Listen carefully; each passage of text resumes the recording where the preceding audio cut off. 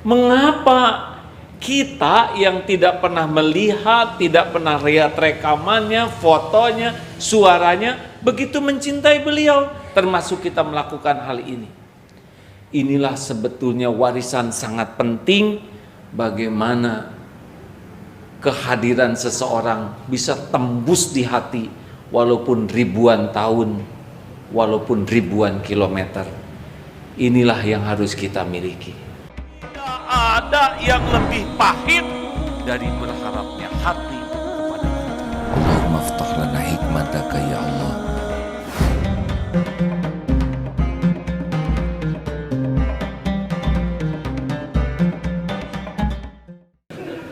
Baik Bapak Ibu yang budiman, saya melihat video Pak tentang orang ditanya, Bu, di Arab gini, andai kata Rasulullah hadir di sini, ada di hadapan ibu, ibu mau bicara apa? Tidak bisa apa-apa selain menangis. Saya tidak bisa membayangkan kalau ada di hadapan Rasul. Ditanya lagi ke seorang pemuda, bagaimana kalau duduk di sini ada Rasulullah, apa yang akan dilakukan? Rata-rata menangis dan kehilangan kata. Ada hanya akan memeluk, akan mencium, ada yang akan, ya Rasul ajak saya. Betapa Rasulullah yang 1400 tahun sudah wafat, ribuan kilometer, tetap ada di hati kita. Ini sunnah yang sangat penting kita pelajari. Mengapa kita yang tidak pernah melihat, tidak pernah lihat rekamannya, fotonya, suaranya, begitu mencintai beliau, termasuk kita melakukan hal ini? Inilah sebetulnya warisan sangat penting, bagaimana kehadiran seseorang bisa tembus di hati walaupun ribuan tahun, walaupun ribuan kilometer. Inilah yang harus kita miliki. Warisan terpenting kita bukan harta, gelar, pangkat, jabatan, tapi Allah menanam diri kita ada di hati orang lain untuk kebaikan. Nah, mungkin ada yang mau tanya, gimana ini rahasianya?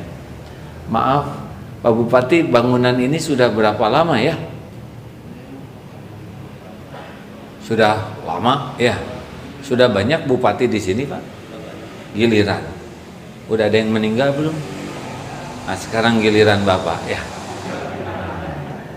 Bangunannya tetap, manusianya giliran. Betul tidak? Tapi ada yang tetap di hati. Ini yang paling penting. Kita pasti meninggal. Kalau saya lihat nih wajah-wajahnya, maaf ya, jangan tersinggung. Ini wajah-wajah bakal meninggal. Bahkan kita tidak tahu berapa lama lagi hidup ini, betul? Nah, berikut ini saya akan menyampaikan sebuah hadis. Ini penting. Kalau kita meninggal, nih ya, kita kira-kira di mana nanti ujungnya nih? Apakah akan jadi ahli sorga atau ahli neraka? Ini penting loh Pak, karena dalam hidup ini pasti berakhir dan pasti kita akan mempertanggungjawabkan kehidupan ini. Jadi bupati 5 tahun, tapi pahalanya bisa banyak kalau benar, dan dosanya juga bisa awet kalau salah. Makanya kalau lihat bupati itu menjadi orang yang harus kita doakan. Kasihan, tidak lama jadi bupatinya, tapi tanggung jawabnya di akhirat sangat lama. Doakan supaya selama menjabat hanya kebaikan dan kebaikan yang diwariskannya, sehingga nanti pahalanya lama. Lanjut hadirin. Nah, dulu waktu ceramah di sini pernah ditanya siapa yang bisa jawab, hadiahnya umroh. Mau ditanyakan lagi? Tenang ya, hadiahnya umroh sama-sama, tapi berangkatnya masing-masing ya. Mengapa Rasulullah diutus ke bumi? Ini pertanyaan tahun lalu. Jawab. Cung, semuanya rendah hati, sudah tahu tapi menghargai orang lain ya. Innama bu'itstu liutammima makarimal akhlak. Sesungguhnya aku diutus ke bumi hanyalah untuk menyempurnakan kemuliaan akhlak.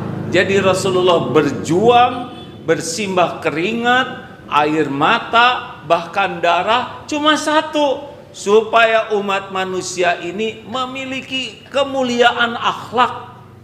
Ingat itu baik-baik hadirin. Ini rahasianya kenapa ada di hati itu akhlak.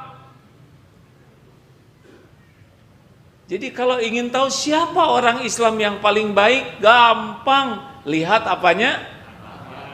Sorbannya atau akhlaknya? Akhlak. Ayyul afdalul mu'min, siapa orang yang paling sempurna imannya, paling bagus imannya? Jawaban Rasulullah, ahsanuhum khuluqa, orang yang paling mulia akhlaknya. Siapa yang paling berat timbangan amalnya, yang paling bagus akhlaknya. Jadi timbangan terberat di akhirat itu bukan sholat, so itu juga berat timbangannya, tapi akhlak itu luar biasa. Orang yang standar aja ibadahnya pas-pasan, tapi akhlaknya mulia, maka derajat dia seperti ahli tahajud, ahli saum, walaupun dia tidak tahajud, terangkat oleh akhlaknya. Sorga yang paling tinggi itu dihuni oleh orang yang paling mulia akhlaknya. Makanya kalau mau punya cita-cita kita pokoknya ingin menjadi orang yang berakhlakul karimah. Posisi apapun pasti bahagia, karena bahagia itu ada pada akhlak, mulia itu ada pada akhlak, dan selamat itu ada pada akhlakul karimah. Saya kira sepakat bahwa masalah terbesar kita adalah masalah akhlak, betul? Bukan masalah politik, tapi akhlak berpolitik. Bukan masalah ekonomi, akhlak dalam bermuamalah. Bukan masalah rumah tangga, tapi akhlak dalam berumah tangga. Sepakat tidak nih? Pertanyaannya, akhlak itu apa? Jreng, tegang. Secara sederhana ya, akhlak itu respon spontan. Kalau sedang duduk begini, maaf ya, ini nggak kelihatan akhlak yang asli, betul? Ini setel soleh semua. So apalagi yang depan-depan one ini pang soleh nawe, ngap, nafas juga diatur, kicep. Nanti kalau ada sesuatu kejadian yang menyenangkan atau yang tidak menyenangkan, biasanya keluarlah respon spontan kita. Nah, itu lebih dekat dengan akhlak kita. Nah, orang yang akhlaknya baik, dalam segala situasi respon spontannya juga baik. Prank, piring pecah, ketahuan tuh, Bibi, di mana mata kamu? Nanya mata ke Bibi. Kebetulan Bibi akhlaknya lebih bagus. Ini Bu, Ibu juga tahu monyong. Jadi Ibu yang dasar kamu teh orang kampung, kata si Bibi. Kita kan di kampung CRT Bu. Diam. Nah, begitulah hadir. Jadi hati-hati. Nah, berikut ini ada 4 akhlak. Rasulullah bersabda, "Ala ukhbirukum biman tuharramu alaihin nar." Maukah engkau kuberitahu orang yang diharamkan tersentuh api neraka? Mau tahu? Nah. Kalau mau, kalau tidak hadirin, jangan bikin saya emosi. Oh, nah ya. Itu akhlak hadirin. Saya tete akhlak, Pak. Karena salah satu akhlak yang utama dalam Islam adalah siapa Rasul orang Islam yang paling utama, al-muslimu man salimal muslimuna min lisanihi wa yadi. Orang yang paling top itu adalah orang yang orang lain selamat dari gangguan lisan dan tangannya, perbuatannya. Jadi ingat motor tadi. Untung udah dijual Pak, dilelang. Kadang-kadang gaya padahal orang lain rugi. Setiap nuka gandengan kalau keluar doa jadi itu Pak. Makanya hati-hati ya kalau naik moge ya, jangan sampai ketangkep ya.